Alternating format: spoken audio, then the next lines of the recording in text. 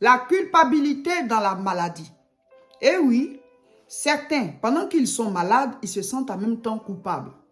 Tu es malade, mais en même temps, tu te sens coupable de cette maladie-là. C'est-à-dire que tu as l'impression, ou bien tu crois, ou bien tu as fini par te convaincre, ou alors, ce sont les paroles de d'autres personnes qui t'ont amené à croire que la maladie que tu as là, tu la mérites. C'est le résultat de quelque chose. Ce sont les conséquences d'un acte. C'est peut-être une malédiction d'un acte que tu as posé. Donc, tu es déjà malade, ou bien tu te sens malade, ou bien tu es déjà affaibli par la maladie. Mais en même temps, au fond de toi là-bas, tu te sens coupable. Tu as l'impression que c'est toi-même qui as causé ce mal-là dans ta vie.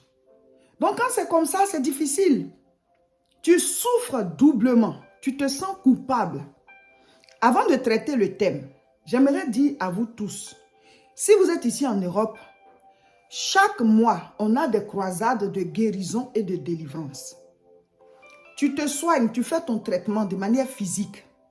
Mais la prière gère le côté spirituel. La prière attaque la base de la maladie.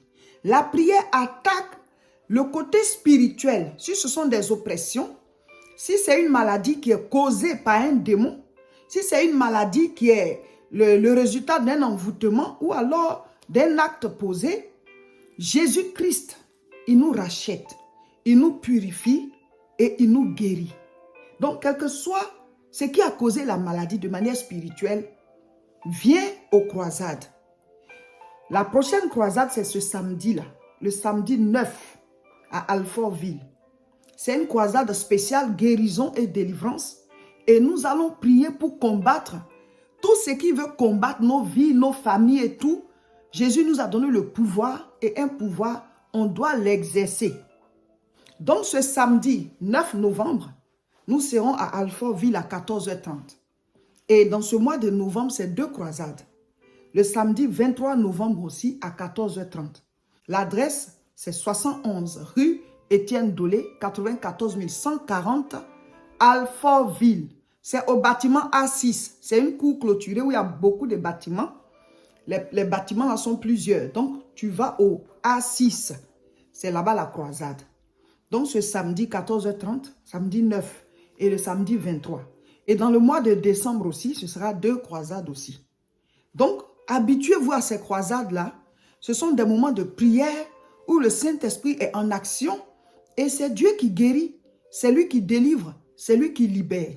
Donc, venez prier. Si vous êtes loin, c'est-à-dire que vous n'êtes pas ici, vous pouvez vous connecter sur nos chaînes pour pouvoir suivre la prière en direct et recevoir aussi votre délivrance, votre guérison, quelle que soit la maladie. Venez prendre votre miracle. Venez prendre votre guérison. Venez prendre votre délivrance. Venez vous libérer des oppressions. Ce sont des croisades qu'on fait chaque fois à Alfortville. Ce mois de novembre, il en aura 2. Le 9 ce samedi et le 23 dans 2 samedis encore. Dans la même salle, 71 rue Étienne Dolé, 94 140 Alfortville, au bâtiment A6. C'est une grande cour clôturée, il y a plusieurs bâtiments. Vous venez au bâtiment A6. Mes frères, mes sœurs, Dieu, on le cherche. Tous à la croisade ce samedi 9 novembre à 14h30 à Alfortville. Voici l'adresse. Venez prendre votre miracle. Venez prendre votre guérison. Venez prendre votre délivrance. Venez vous libérer des oppressions. Ce sont des croisades qu'on fait chaque fois à Alfortville. Sur YouTube, c'est La Moisson TV. Abonnez-vous en même temps. Et sur Facebook, c'est Réseau International Richesse. Et sur Facebook encore, c'est Révérend Roger Seka. Abonnez-vous et ce samedi 9, 14h30 heure de France. Voyez quelle heure ce sera chez vous.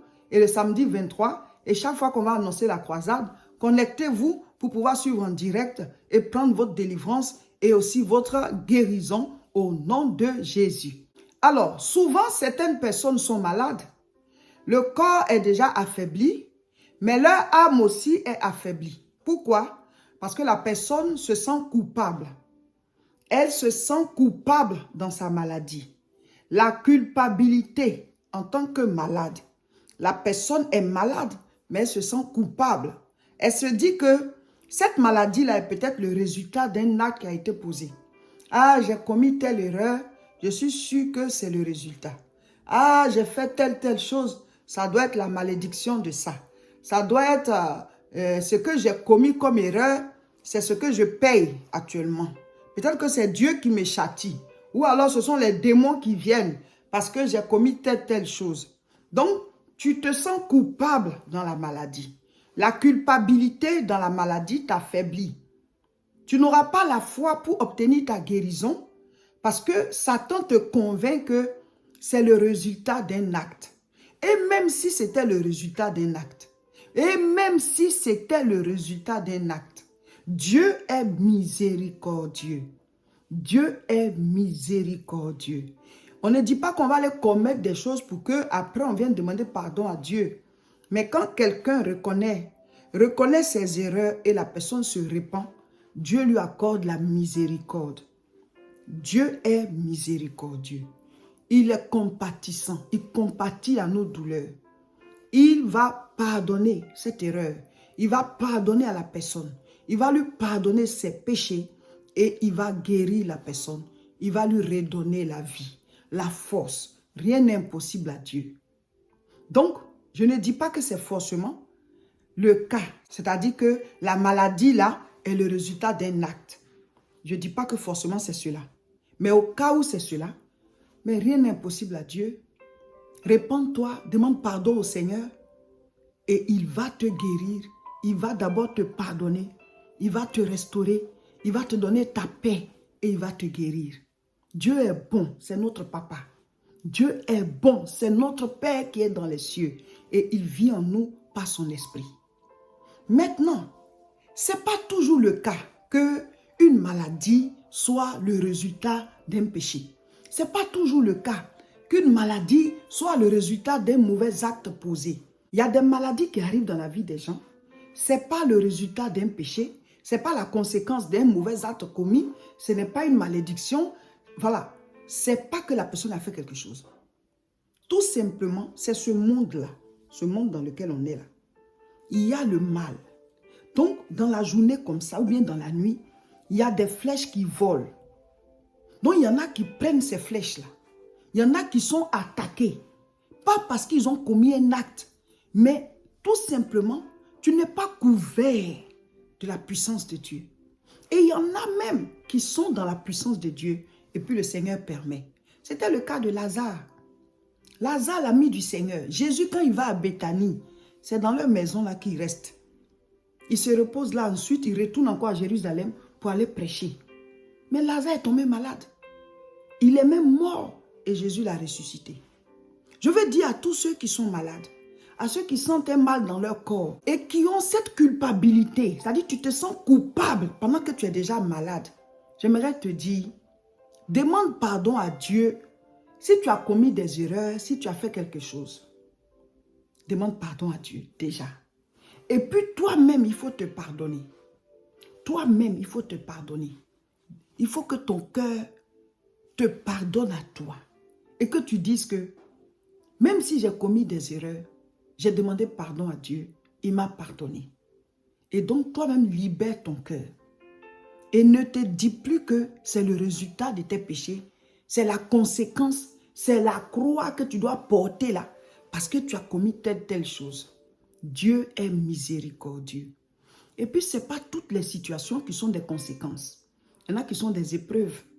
Il y en a qui sont des attaques des démons. Les démons attaquent les gens. C'est-à-dire que si tu n'es pas couvert de la présence de Dieu, ce n'est pas que tu as commis des erreurs ou bien tu as commis un péché ou bien tu as fait quelque chose. Mais toi, tu ne t'es pas protégé. Donc, les démons t'attaquent. Ou alors, tu es protégé, hein? Mais Dieu peut permettre que tu sois éprouvé. Les épreuves nous font changer de niveau. Sans épreuve, on ne change pas de niveau. Donc, tu serais un peu remué par quelque chose. Et puis après ça, tu vis un miracle. Et puis après ça, tu vis quelque chose. Tu vis un miracle qui t'envoie à un autre niveau. Mais si ça vient pour rester dans ta vie, c'est une attaque. Dieu n'est pas d'accord. Donc toi, tu rentres en guerre dans la prière et tu chasses ça. Mais si tu te sens coupable au fond de toi, croyant que c'est le résultat de tes péchés, ce sont les conséquences. Tu dois porter le fardeau là comme une sentence, tu n'auras même pas la force pour prier parce que tu te sens coupable. Mes frères, mes sœurs, il faut que vos cœurs, là, vous libériez vos cœurs. Déjà, ton corps est malade, mais au fond de toi, tu te sens coupable. La culpabilité dans la maladie. Et tu te dis, voilà, cette maladie va m'emporter, c'est le salaire de mon péché. Peut-être même que ce n'est même pas ce que Dieu y pense. Mais le diable t'accuse. Il t'accuse. Voilà, tu mérites la maladie là. Non. Dieu est miséricordieux. Demande pardon à Dieu. Et peut-être même que cette maladie n'est pas liée même à tes péchés. Est-ce que tu es la seule personne qui pêche sur la terre? Il y en a qui pêchent mais qui n'ont même pas eu la maladie là. Donc peut-être que ce n'est même pas le résultat de la maladie. On est d'accord qu'on ne doit pas vivre dans le péché. Dieu n'aime pas le péché. Mais s'il t'est arrivé de pécher, il ne te jette pas pour toujours. Il cherche toujours un plan de rédemption. Te ramener dans la rédemption qui est Jésus. Mes frères, mes sœurs, tout ce que vous vivez comme souffrance ne sont pas forcément des résultats des actes posés. Si vous êtes ici en Europe, ce samedi, on sera à Alfortville pour une puissante croisade de guérison. Venez, le Seigneur va vous guérir de ce mal. Jésus guérit, Jésus délivre, Jésus libère. Venez expérimenter sa présence. Venez dans cette atmosphère de l'enseignement de la parole de Dieu, de proclamation, où on proclame la guérison, où on chasse les démons, où on prie, on loue. Dans cette atmosphère-là, la lourdeur, la culpabilité, le fait de se sentir coupable, le rejet, l'angoisse, tout ça. Quand vous êtes dans cette présence, ça part. Et Dieu, il vous remplit de joie, de paix, d'amour. Venez prier. Et alors, il vous guérit. Vous qui êtes loin, connectez-vous pour suivre en direct. Jésus est bon. Il est bon. Nous lisons Psaume 91. Psaume 91, le verset 5. Tu ne craindras ni les terreurs de la nuit, ni la flèche qui vole de jour. Verset 6. Ni la peste qui marche dans les ténèbres, ni la contagion qui frappe en plein midi. Donc ça veut dire que dans ce monde que vous voyez là, il y a des choses qui se promènent spirituellement, physiquement. Spirituellement parlant, il y a des attaques, il y a des maladies. Physiquement aussi, il y a aussi des attaques, il y a des maladies. Donc, tout ce que nous vivons comme souffrance, ce n'est pas forcément le résultat de nos péchés. Le monde là, c'est un monde de ténèbres. Et Jésus dit, je suis la lumière du monde. Venez vous mettre sous l'abri du Très-Haut. Psaume 91, verset 1. Celui qui demeure sous l'abri du Très-Haut repose à l'ombre du Tout-Puissant. Si tu te mets sous l'abri du Très-Haut, l'ombre du Tout-Puissant va te couvrir. Sa grâce va être avec toi. Sa protection va être avec toi. Si tu te mets sous l'abri du Très-Haut, tu vas reposer à l'ombre du Tout-Puissant. Sa grâce va être avec toi. Sa protection va être avec toi. Son feu va t'accompagner. Tu vas avoir sa vie, sa puissance, sa présence avec toi. Alléluia. Il y aura une veillée de fin d'année le 31 décembre. Une veillée de proclamation, une veillée de gloire. Nous allons entrer dans la nouvelle année, dans la prière, la proclamation, l'adoration, la louange. Rejoignez-nous dans le nord de la France. Si vous êtes en Belgique, vous êtes en France, vous êtes en Allemagne, quel que soit là où vous êtes, venez de partout, entrez dans la nouvelle année en prière. Dieu est bon, Dieu est bon. Cette année, la veille du 31 décembre, ce ne sera pas dans notre salle ici à Tourcoing, ce sera dans une salle à Roubaix. On a loué une salle à Roubaix pour faire la veillée du 31 décembre. Voici l'adresse de la salle. Pour vous qui voulez venir de partout. Voilà. Parce que l'année passée, il n'y avait plus de place dans notre salle ici. Ce sera une veillée puissante. Hein? Le 31 décembre, ne la ratez pas. Une veillée de célébration, une veillée glorieuse, une veillée de proclamation.